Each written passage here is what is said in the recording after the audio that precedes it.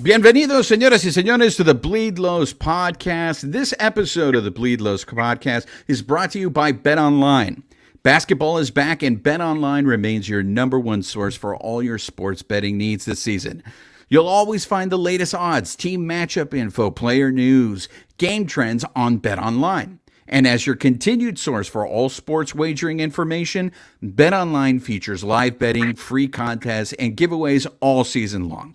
It's always the fastest and easiest way to bet on all your favorite sports and events, whether that's the NFL, NBA, NHL, MMA, tennis, boxing, or even golf. So head to betonline.ag to join and receive your 50% welcome bonus with your first deposit.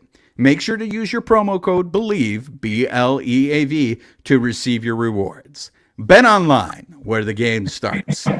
And joining us this week on the Carne Asada is former Dodger Luis Cochito Cruz. I know a lot of you remember the Cochito aspect of it. Luis, let's start first with why, ¿por qué el apoyo de Cochito? ¿De dónde salió eso?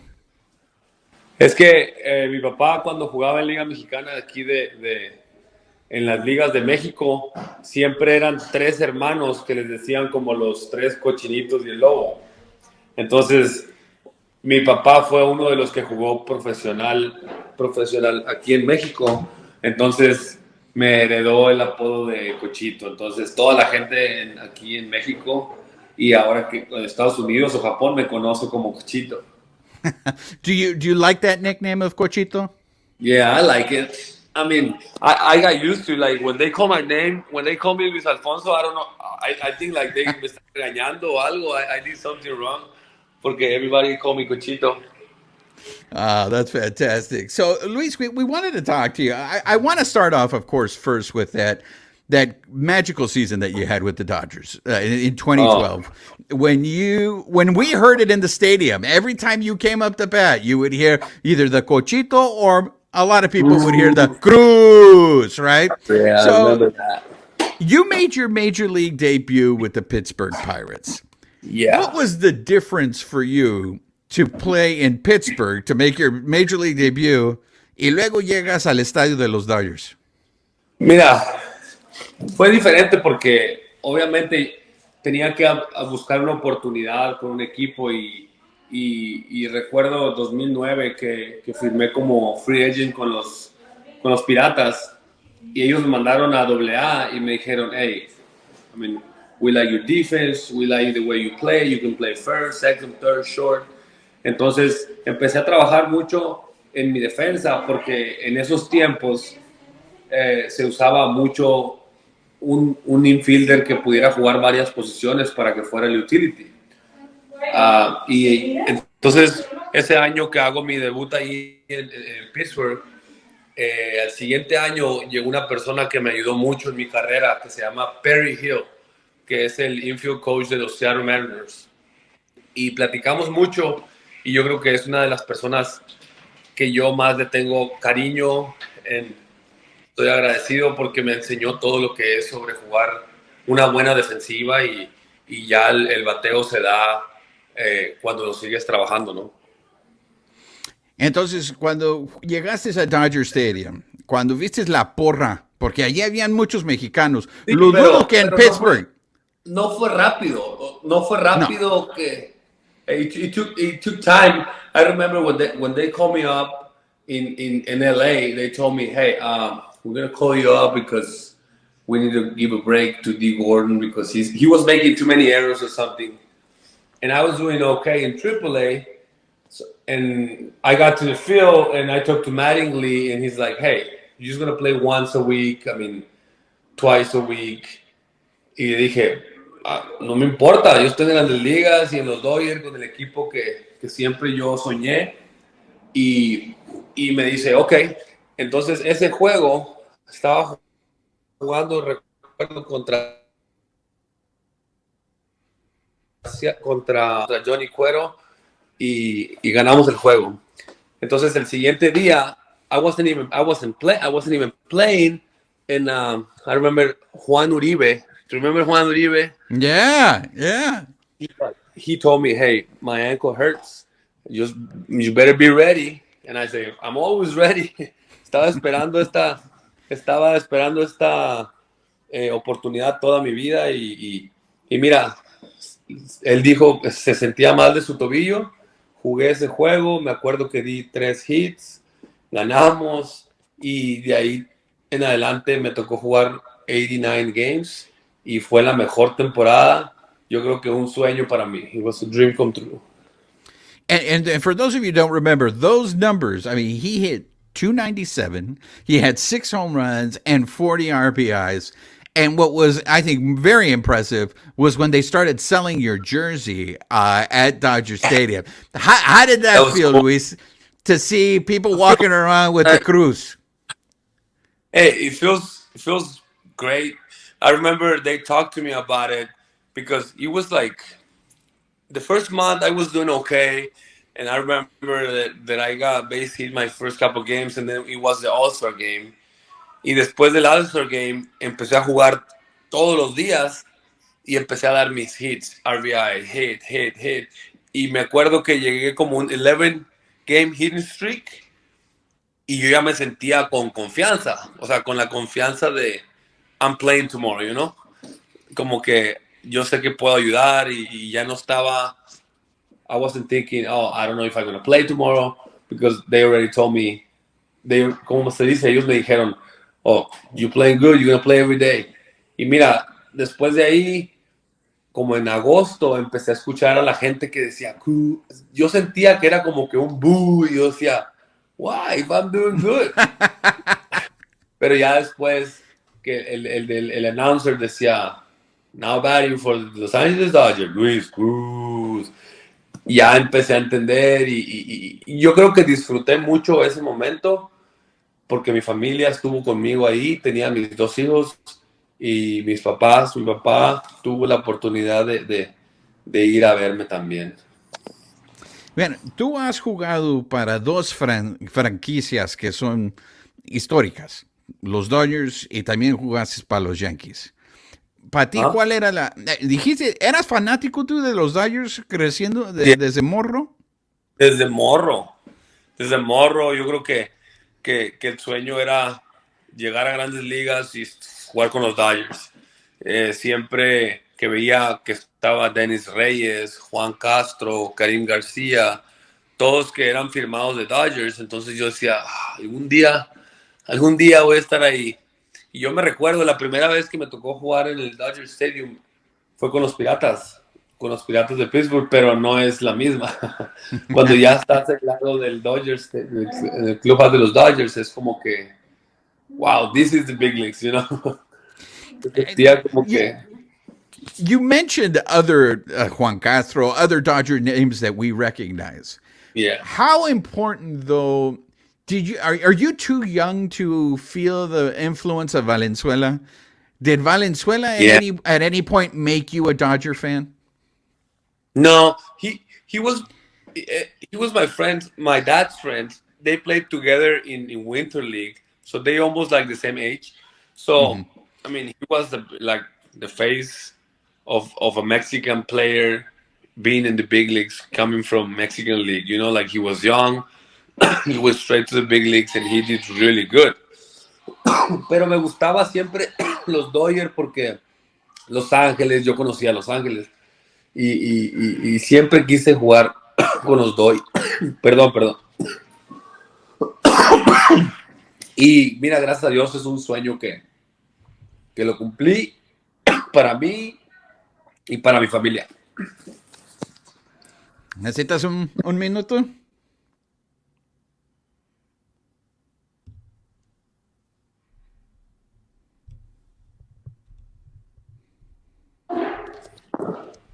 I think I'm good. Okay. So you've played a lot of international ball. So not only, you played in the major leagues, but then you got to play in Japan. ¿Cómo era la experiencia de jugar en Japón? Mira, volviendo a lo que me preguntaste ahorita, I didn't enjoy much playing for the Yankees because I was a Dodger. And Okay. it hurt me when they took me off the 40 man because I had a good season the year before. And then the next year, I mean, we didn't click, me and the hitting coach at Mark that time. McGuire? Yeah, I couldn't because he said he didn't like my leg kick, and I said, "Well, I hit 300. I spent 11 years. I told him I spent 11 years in the minor leagues. So I finally figured it out. I hit in the big leagues, and then you want me to change? I can't. I'm sorry, but I can't. I changed so many times in my life, and y no sirvió. Entonces me dijo, "Well, entonces, good luck." Le dije, "Ah, gracias." Entonces, como que no hicimos un clic. Y entonces, cuando Marilyn me llama y me dice, Cruz, we're gonna take you off the roster. We need the spot for Scott Banslike, I think, somebody else. Y me dijo, we want you to go to AAA. And I talked to him and I say, why you want me to go to AAA? I'm gonna go down there, I'm gonna hit good, and then I'm gonna come back here and they're gonna tell me they don't like my stance. So they try to keep me there, but I decided to be a free agent, and nadie me agarró en waivers, pero al siguiente día me hablaron los Yankees y tenía que aceptarlo. Jugar shortstop con los Yankees. How do you still follow the game right now, the Major League Baseball? Sabes que me gusta ver ya en los playoffs, Okay. pero creo que ha cambiado mucho. No sé, siento que se ha hecho muy soft todo en este. No puedes decir nada, no puedes hacerle nada, no puedes llegar duro en segunda base. You cannot break a double play. Pero sí lo sigo cuando puedo en los playoffs. So the reason why I ask you is hearing you say how Mark McGuire or other hitting coaches are trying to mess with your batting stats. I was curious if you could relate to the struggles that Cody Bellinger is going through with the Dodgers. That was a guy, I mean, that guy won Rookie of the Year. That guy won an MVP, but it seems like they always want to change his batting stats. I mean, that's very important to a baseball player, right? Is their batting stats. Yeah. The thing is, you gotta feel confident. Like that's why most of the teams they always have like two guys. You know, like I remember that year in 2012 when I came up, it was Dave Hansen. Remember the hitting coach? Yeah, yeah. Y empecé a batear y me dijo, hey, your swing is big leagues, tus manos son rápidas, you're gonna hit. O sea, él me dio la confianza y yo me acuerdo que I used to go to the cage and he would flip two balls to me and I hit it good and I said, get out of here, you're good, you know? Mm-hmm. And once you don't click with someone, I mean, like for me, I spent 11 years in the minor leagues. I always hit in winter leagues. Siempre he bateado aquí en Liga de Invierno. Pero cuando estaba con San Diego, they didn't call me up because they want me to walk more, to take more walks. I say, I can't walk. I mean, I hit, you know? Mm-hmm. Entonces, pasé a Milwaukee, que nos gusta, pero queremos que el on-base percentage y que... O sea, son detalles que a lo mejor uno es diferente y yo creo que ese año ayudó mucho que mi manager en AAA era Lorenzo Bandi, que lo conozco de toda la vida porque fue mi manager en invierno, y Dave Hansen. Yo creo que ellos fueron los que me ayudaron y pues Mattingly que me dio la oportunidad de jugar todos los días. Wow. So I wanted to ask you about the World Baseball Classic. I mean, you mentioned, okay, first of all, let's just start with, right now you're playing for the Naranjeros de Hermosillo, right? Sí, yeah. Now that's the Mexican Pacific League, right? Yeah, in Winter League. So what's the difference between the Mexican Pacific League and the Mexican League? The Summer League, they have like 20 teams. So basically, all the guys that they got either released or they not in the rosters in the States, instead of going to independent ball, they come to Mexico. Mm-hmm. So that's 20 teams during the summer, and that's only 10 teams during the winter. So the best players of each of the summer league, they come to this league and you have to battle for a spot. Wow, so the competition Pero is sí es really más dura. strong then. Yeah, I mean, es como una triple A con es a lot of veteran players that, you know, like being in the big leagues and y que they wanna keep playing. Yo digo que es un muy buen nivel. Cada equipo puede tener 6 extranjeros, like foreign players, and then the rest have to be Mexican guys. Y yo creo que es la liga más importante de México. Entonces, Mucha rivalidad. ¿cuáles son los equipos, los mejores equipos o Naranjeros. donde haya más bronca? ¿Cuáles son los equipos que tienen más bronca?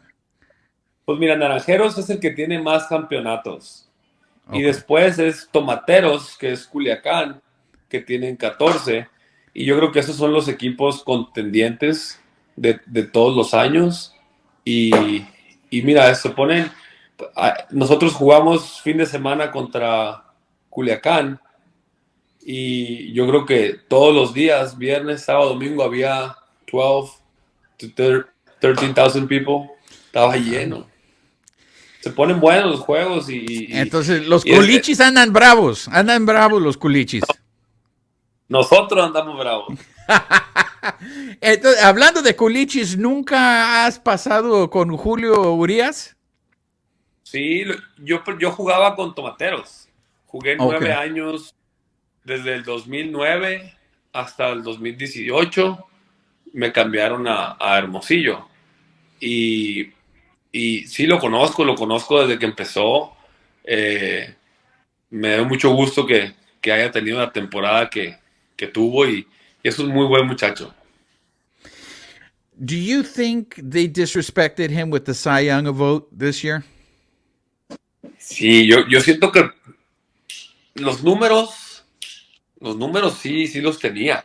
Yo creo que hay una diferencia en grandes ligas que o eres un jugador, ¿cómo se le puede decir?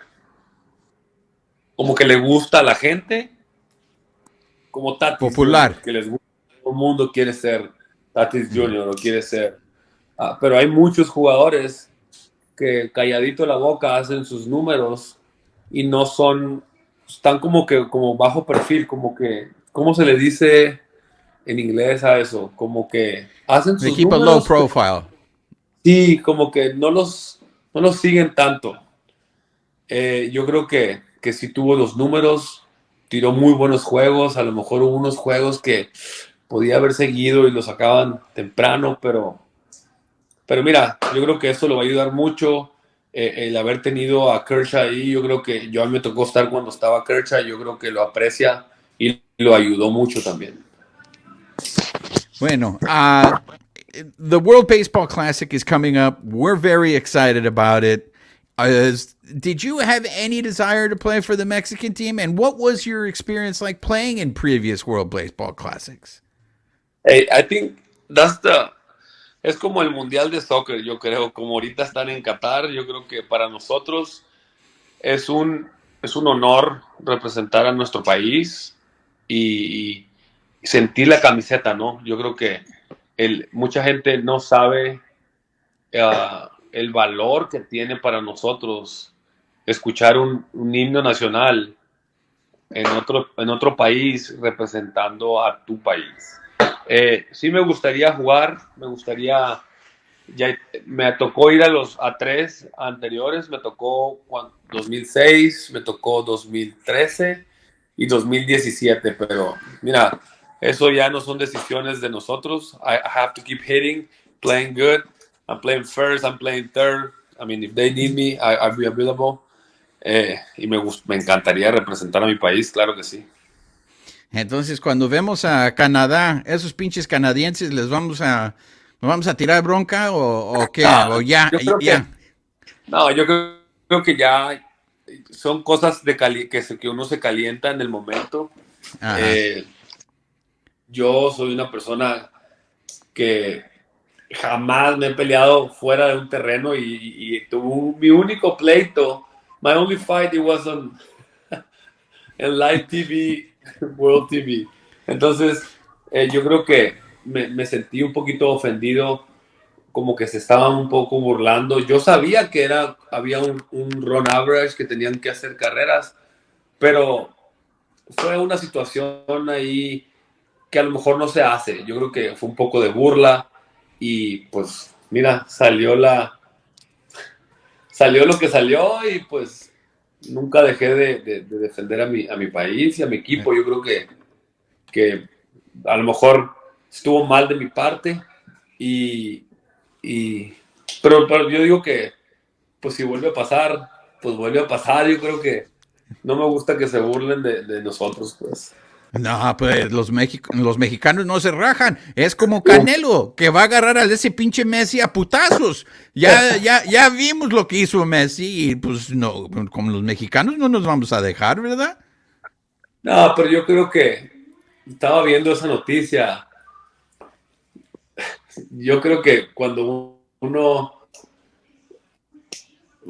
pasan cosas que perdimos o íbamos perdiendo, no fue porque íbamos perdiendo, porque, Ajá. por ejemplo, en lo personal contra Canadá, fue de la forma que ellos como que se burlaron del juego, porque nos podían haber ganado y no pasa nada. So Pero the pasaron cosas. unwritten rules, right, Luis? The unwritten Sí, rules. claro.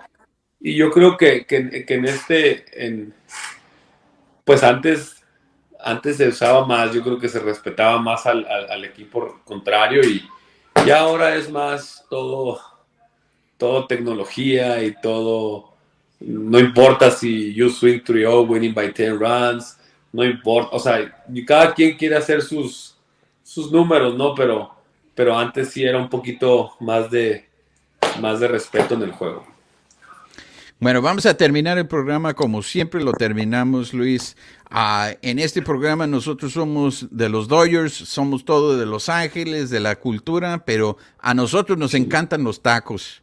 Necesitamos Oh, a mí también. saber dónde, como estás en México, pero Sí, antes de que me digas en México, cuando jugabas aquí en Los Ángeles, ¿había algún lugar donde ibas a comer tacos? ¿Y qué tipo de taco te gustaba comer? sí, había un lugar bajando del estadio cuando vienes cuando vas a ir por la Sunset, creo, cuando vas al Ajá. Dodger Stadium.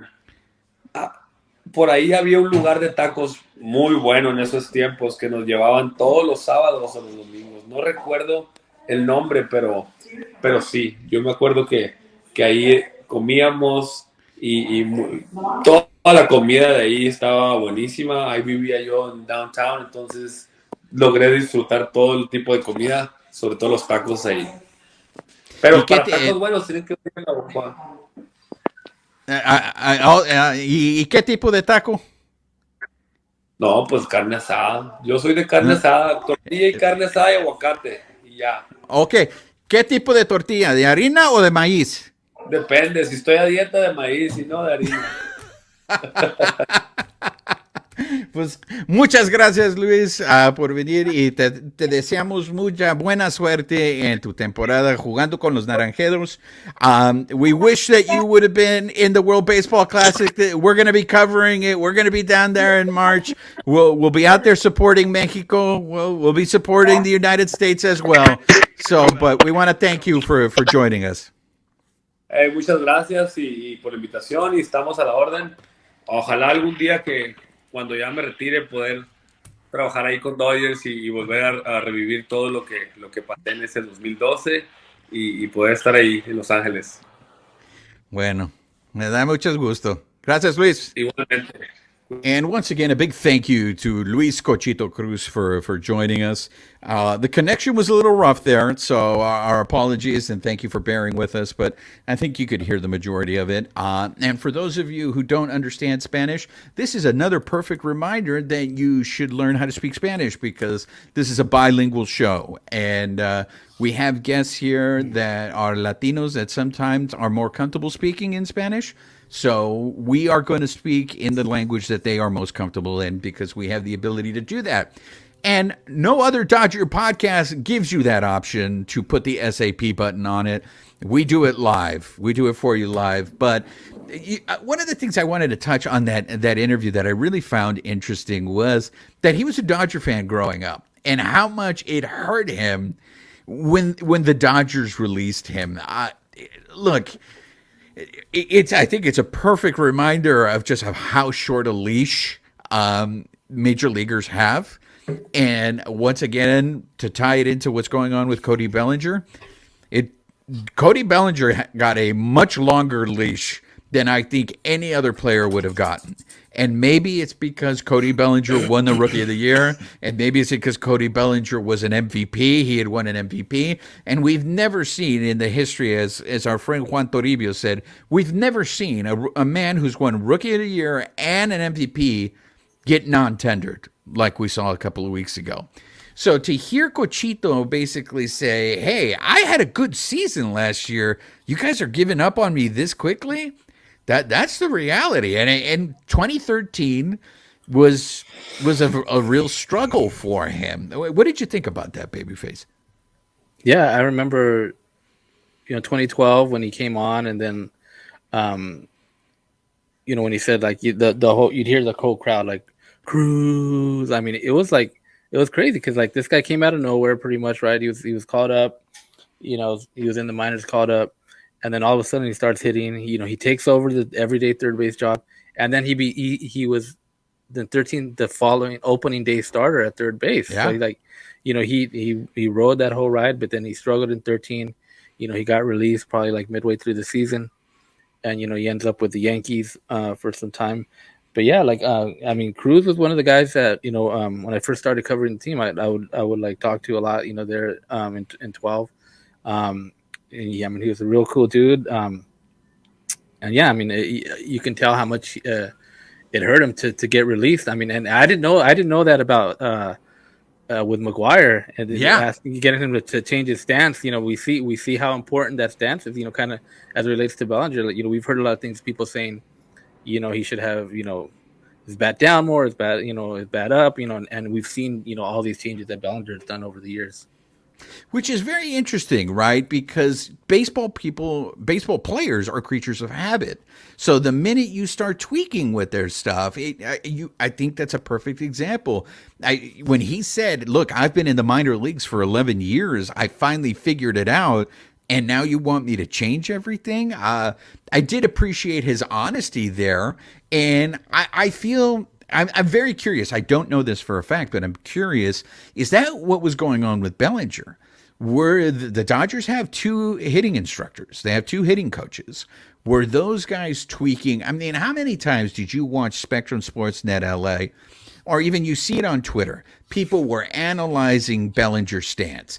Bellinger standing up too straight, or where the head of his bat was. You always saw all of this, and eventually, and Cochito said it, I think the most important thing that you can have as a baseball player is confidence. And it didn't look like Bellinger had confidence. And how could you have confidence when they're constantly tweaking something in order to get a result?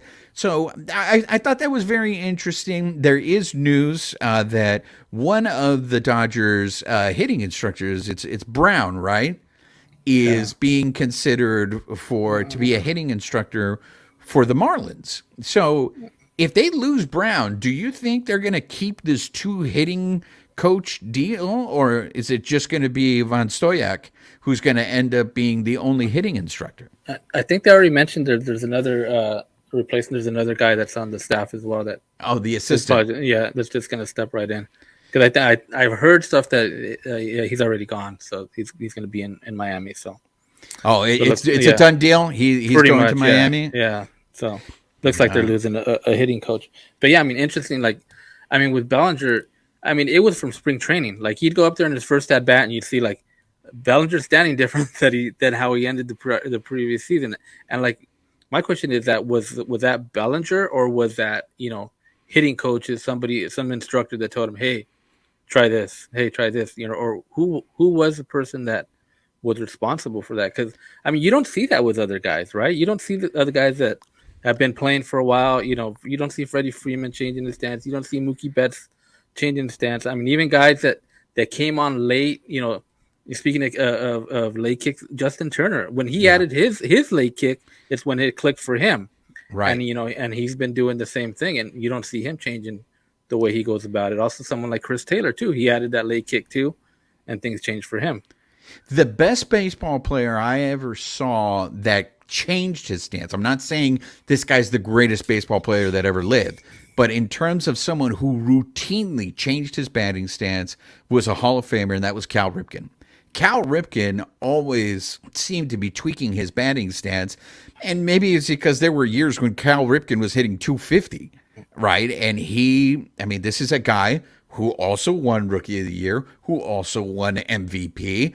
He ended up being a Hall of Famer. So he's the only guy that I ever saw that was elite, that routinely changed his batting stance, and seeing it with Bellinger. But it was very interesting because I don't think that that Mark McGwire is getting invited to the carne asada at the Cochito Cruz household. If we ever have McGwire on the show, I would love to ask him not only that, but I wonder how much pushback these guys get, these hitting instructors get, because these guys are major leaguers. They got to the show for a reason, and they got to the show doing what they routinely do. So when you come in here and be like, hey, dude, who the hell are you? Now, mind you, this is also Mark McGwire, who did have success in the Major League Baseball. So I don't think you can dismiss him as saying you don't know what you're doing.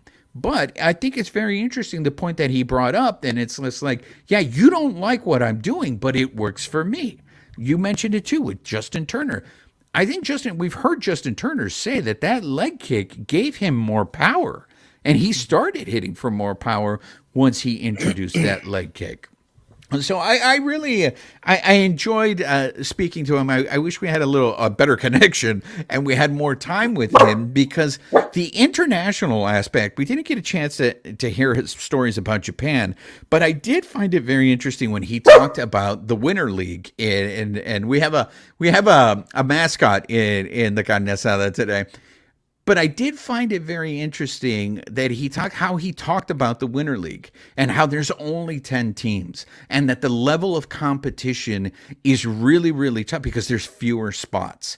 We've heard, we've had Dale Murphy on, Max Muncy's talked about it. We've had players come on here and rave about what they like doing, how they like going and playing in the Winter League. That this is not some subpar league. I know Luis referred to it as AAA, and I know a friend of the carne asada, Adrian Gonzalez, referred to the Mexican League also as kind of a high AAA. But I mean, if people are going down there to get better, that has to say something about that league. And I don't know if you saw how much money Cochito made in Japan when he was playing in Japan. I think he had a $4 million contract. So I did not realize that there was that kind of money in Japan for baseball. So now it makes sense when I see former major leaguers going to go play in Japan. What are your thoughts on the Mexican League? And there's two leagues, as he mentioned. The Summer League is the Mexican League, and then the Winter League is what is called the Mexican Pacific League, which with the tomateros, I see those hats everywhere around LA. A lot of people wearing the tomatero, and I don't know if it's just they're a bunch of culichis wearing the tomateros, but it was very interesting to see the players that he crossed paths with, one of them being Julio Urias. Yeah, so the league that they're playing, that's the Winter League right now, right? Right. So that's the one that goes on to the Serie del Caribe, right? Yes. So okay, so the winner from that moves on. Okay, so yeah, I've seen also when he's playing in, I guess, the Summer League. And that's when he plays with the Generales de Durango. Because there's a team in Tijuana too, right? Totoros. Yeah. Okay, that's part of the other Mexican league then, right? Yeah. Okay. Yes. So yeah. I remember when he was on the Tomateros, and Tomateros are huge in LA. I mean, you see, like, I think that's like, if there's a Mexican team in LA that has probably the most fans, it's probably the Tomateros. Do you think that's because of Urias, or is it there just so many people from Culiacan in LA? I think it's more the Culichi connection, just and then probably having Julio doesn't hurt. But yeah. I think they've been probably the more popular team in LA as far as from the Mexican League. But I've also seen a lot of Naranjero stuff. Like, you know, you go looking around, you'll find people wearing Naranjeros. So those might be the two biggest teams. I think he did mention that, right? Yeah, They're kind yeah. of with the They're most the ones that have championships. won the most championships. Yeah. Yeah. So I mean, it's interesting. Like I said, you know, to hear guys playing there, and you know, the guys that we've had that have gone to play there, you know, have raved about the winter leagues. You know, so it's pretty cool that, you know, they're able to do that. Yeah, I mean, look, maybe it's just because I got World Cup fever right now, but I am very excited about the World Baseball Classic. And we heard Luis talk about what it means for him to hear his country's national anthem in a foreign country being played. Now, I know I'm not naive. I'm not going to sit here and say that the World Baseball Classic is on the levels of the World Cup. And I don't think it ever will get to there, only just because, and we'll see how this year turns out. But we've had a lot more elite players join the American team this year, right? So I feel like, wow, the Americans are really taking it seriously. And this is an American team who is the defending champion, by the way. They won the last World Baseball Classic. So for me to sit here and say they're finally taking it serious, well, it always seemed like the Dominican and the Puerto Ricans were always, you know, taking it seriously and going gung-ho. My thing is this, is I don't think Major League Baseball, which is funny because they're the ones putting on this event, it's ever going to allow it to be full out, only because I don't think there's ever a right time to hold this tournament. If you hold it before spring training, there's always the risk of injury. And I actually, no matter when you hold this tournament, there's always going to be the risk of injury. And if you have an owner that is paying millions of dollars to a player and he gets hurt in what is considered just a friendly tournament, so to speak, there's going to be a lot of people that are going to be like, I lost this guy for a year because you guys were playing in a tournament that does nothing for me. I don't get any money out of this. So in a sense, you're lending its players, and you're lending the players out. And it's unfortunate because I would love to see the World Baseball Classic get to World Cup levels. I mean, when you're watching the World Cup, you know you are watching the best football in the world. There's no doubt about it. And that's what I would like to see in the World Baseball Classic. I want to see the best baseball in the world. And look, I know we've had more foreign players now introduced in the game. We got the Japanese and we got the Latin players. So in a sense, in the World Series, because of a lot of the teams in Major League Baseball are now made up of international players, in a sense, maybe the World Series is an international tournament. But being able to see countries like this, I can't tell you enough how excited I am, because we're going to be covering it this year. We're going to go down to Arizona and we will be watching that pool that has Mexico, the United States, Colombia. I'm very excited to see what comes out of it. And that American team is loaded, man. So there's no excuses this year from the Americans, because that team is loaded. What do you think, Babyface? Yeah, I mean, getting back to what you were saying, like, you know, with guys getting hurt, I think that's probably the reason maybe a lot of the American guys didn't come and participate in previous years, because sometimes you'd get a lot of these guys and they'd go play winter ball, right? So they just kind of like, hey, went from MLB to winter ball and then hit spring training and they were ready to go for the winter league. So, I mean, as far as the time to do it, I mean, you know, it's hard, right? Because they're doing it right in spring training, like right when spring training starts. So guys are just kind of getting back into the swing of thing. I mean, when else can you, I mean, if you do it at the end of the year, guys are going to be tired already. Guys might even be hurt by the end of the year. I mean, unless you did something, you know, where you did it in the middle of the season, but then you'd have to like take like 2 weeks off. Like, I mean, would you shut down baseball for something like that?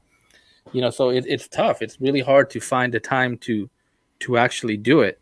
Because I think I remember a couple years when Hanley Ramirez, he was on the Dodgers, and then he went in and he played for them, and he ended up getting hurt. I think he came in San Diego, right? He ended up getting hurt, and he started the season on the IL. So, I mean, stuff like that, it's gonna happen, right? I mean, what's the difference though? Like, okay, a guy's playing in the World Baseball Classic, you know, he could get hurt. He'd also get hurt in spring training. Yeah. Right?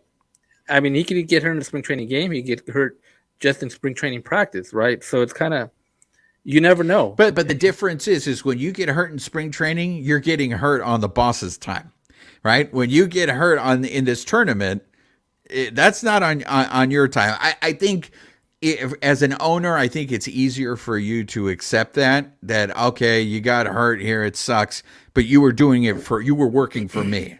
Getting hurt on, and I think we can't lose sight of this. We can't lose sight of the fact that this is still a very young tournament. It hasn't been around. We're talking about the World Cup that is getting close to now 100 years. So, and it wasn't like the World Cup started in the 30s, and it really didn't start getting popular until like the late 70s, early 80s. So, I mean, you're talking about 40 years. So I hope it doesn't take 40 years for the World Baseball Classic to get this popular. And I hope Major League Baseball doesn't give up on it, because I do like the idea of this kind of tournament and just seeing this kind of baseball. It's something that's very exciting. Turning to some Dodger news before we start wrapping things up on this episode. We already saw it. Now, look, Heyman was the one who tweeted this, so take it with a grain of salt, because I don't, for me, John Heyman has done a lot of damage to his reputation. But John Heyman reported that the Dodgers are meeting with Justin Verlander. So already everybody's up in a tizzy. All the fans are up in a tizzy. How much are they going to pay Verlander? Verlander is 40 years old. Now, Verlander is coming off of a Cy Young. We know that the Dodgers like to overpay for a shorter amount of time. We also know the Dodgers need starting pitching. Our friend Juan Toribio told us this. It's like, Toribio said, hey, if you get Corbin Burns, it solves all your starting pitching problems. If you can't get Corbin Burns, does Justin Verlander solve your starting pitching problems, babyface? I mean, he'll definitely help, I would think, right? I mean, he's 40, right? Yeah. How much are you going to have to pay him? Probably something like what Scherzer got? 40, and what 40, was 40 Scherzer million? got 40 a year? Yeah, 40 million. Yeah. I mean, what are they going to offer him? Like 2 years, like 40 million a year? It's going to be an overpay. I mean, looking back at Verlander, I mean, he's done it, right? He's older, but he's still done it, right? He won the Cy Young this year. Then the year he was hurt, and then the prior year before he got hurt, he won the Cy Young. So he's kind of won like back-to-back Cy Youngs on the actual years that he's pitched. But there's that thing, right? There's that Astros connection, right? Like, do you want this guy? Do you want this guy on your team? He was a former Astro, right? He was there in 17. Would you rather have him, or would you rather have Correa for that 17 team, right? Hey man, dude, Correa is good, and sooner or later I know some people don't want to hear this, but sooner or later we have to get past this Astros thing, because they won a World Series and they won it legitimately. And I think what's more frustrating to me is you guys didn't have to cheat in 2017. You guys could have won that World Series just on your talent alone. You could have done it. So the fact that you cheated makes it even more frustrating. But the fact that not only, I mean, they're good, man, and now they just signed Jose Abreu, and it's like, damn, man, the rich just keep getting richer. Myself, look, I hear this a lot. A lot of people are uncomfortable with the Dodgers giving so many young guys opportunities. There's a lot of rumors here, like, are we going to see Michael Busch up? Or, we're going to see Miguel Vargas. Are we going to see some of these other young guys up there? Because it looks now, if you don't go that young route, you're not going to have the depth. And are you going to put Lux at shortstop? So my thing is this, is if you're not going to bring up these young guys, if you don't trust them to carry a season, do you just use those young guys then and make the deal for Adames and Burns? I mean, see, that's the thing. Like, all these hypotheticals, like, oh, Dodgers should go get, Adames and Burns. Like, But who says the Brewers are even going to want to trade Adames? You know, I've heard Adames loves playing in Milwaukee, and he wants to sign there long term. So we can say, oh yeah, let's go get this and let's go get this guy, but we don't even know if they're even available. Yeah, I mean, I'm sure if you offer, you know, guys like Vargas and you know Bush, I'm sure the Brewers are probably going to, you know, listen. But it's like I said, until you actually hear that something's going on, that there's some type of negotiations that's something that's possible. It's just, you know, it's all hypotheticals. But yeah, I mean, if the Dodgers don't make a move, you got to play these guys. You know, you got to bring them up, see what they can do, see if they're kind of like we're in that mode like we were a few years back when Bellinger came up. You know, when we had you know, these guys that were just kind of coming up you know, with Seager and Bellinger kind of year after year. Okay, here's the next guy. Here's the next guy. The guys that they held on to when there was a lot of trade talk, you know, prior, you know, it was always Seager, it was Bellinger, it was those guys right now. And then you've seen it now with Vargas, you know, you've, you know, Cartaya, you know, these are the guys that, you know, Bobby Miller, these are the guys that people mention now when there's trade talks. I think, you know, you gotta let them come up and see what they're going to do. Right. I mean, you've held on to them for a reason, right? You know, they have the potential. So you got to kind of see what they can do for the team. Well, I mean, I think this is going to be a very, very interesting season for Andrew Friedman because you're coming off of winning 111 games and losing in the first round of the playoffs. Okay. Now, aside from that, if you don't make any big free agent splashes this year and you go with the youth movement and these guys don't pan out, it's going to be one of those, like, we held on to these guys because you said these guys were going to be good, and it turns out these guys are not good, and maybe we could have used them to flip over for talent. Look, the Los Angeles Rams are the perfect example, and this is a reminder to all of you guys. I know we bitch and moan because the Dodgers haven't won more than one World Series. I know they've been in the playoffs for 10 years. But hey, man, would you guys, we've asked this question before many times, but I'm going to give you guys specific examples now. Would you rather be the Lakers and the Rams, where you win one World Series and then you suck for a few years? Because I don't know how soon the Rams can fix this. I mean, they're getting older. They have no draft picks. I mean, the same situation you could say with the Lakers. The Lakers are getting older. They have no draft picks. The Dodgers, though, continue to be competitive every year. So now it's like, if for some reason things go left this year and they don't even make the playoffs, like, what is that going to do to the fan base? The year before we won 111 games, I mean, I've heard it. I know you've said it, babyface, but you're not the only one saying it. I've seen it on the social media, on the Twitter, where people just don't care about the regular season anymore. It's just like, if the Dodgers don't win the World Series, there's no point in caring about baseball. So I do think this is going to be a very, very interesting season for Mr. Friedman, and because the winter meetings are next week. So it doesn't sound like the Dodgers. I mean, there have been a trickle of moves, like the Abreu signing with today, and then Clevenger going to the White Sox. I do feel bad for all my friends in the South Side in Chicago. Losing Abreu, to me, and I think this is how all the Southsiders are taking it, is the White Sox aren't trying to win.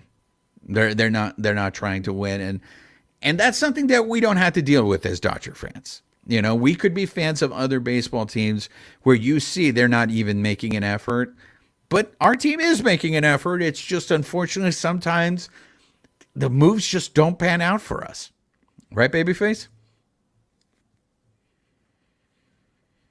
You're on mute, babyface. I mean, it also seems too like, you know, we're talking about like, okay, you got to let these guys come up and play, right? So yeah, a lot of those guys are going to be rookies, right? They haven't had, and their first year, and you were kind of expecting them, hey, you guys got to come out and you got to ball out. That may not be the case, right? It's going to take them a bit to get adjusted. You know, they might not even really start getting their their legs until second year, third year, right? I mean, look at Gavin Lux. Gavin Lux, he was in the minors, balling out, called him up, didn't pan out, didn't pan out. His hitting, right? His hitting was the talk, right? Until this season, right? What, it's like his fourth season maybe, Yeah. where he actually started hitting more and kind of, okay, that's the Gavin Lux we expected, right? But yeah, I mean, we still got to work on the glove. We don't know if he's going to be at shortstop. But it's going to be tough. There could be a lot of growing pains this season. Yeah, exactly. So I just want to prepare you guys for that. So on that sad note, we're going to end the show, but I just want to go ahead and remind everyone the winter meetings are going on next week, so we will be providing some coverage. We don't know yet what type of coverage we're going to be providing, but you can always tune into us. We're going to give you guys content during this off season here. Whether we're going to do interviews like we did with Cochito today, or we have other guests talking about what the actual Dodgers are doing, you can count on the Bleed Lows podcast to be here at least every week until the season starts. And then we're going to go into really kick into high gear once the season starts. So this is your reminder again for those of you who are not yet subscribed to the podcast. Make sure you subscribe to the podcast. Tell your friends to tell other people. Please subscribe to the podcast, and also check us out on YouTube. We're getting a lot of subscribers on YouTube. We're getting a lot of people watching us. They like our pretty faces. What can I say, baby face? So subscribe to the YouTube. Subscribe to our podcast. This has been the Carne Asada. And again, for those of you who aren't bilingual yet, this is a bilingual show. So start listening more, and then maybe your Spanish will improve. En este episodio yo he sido su servidor, Juan Ramírez, y aquí tengo a mi pareja, Babyface. Buenas noches, everybody.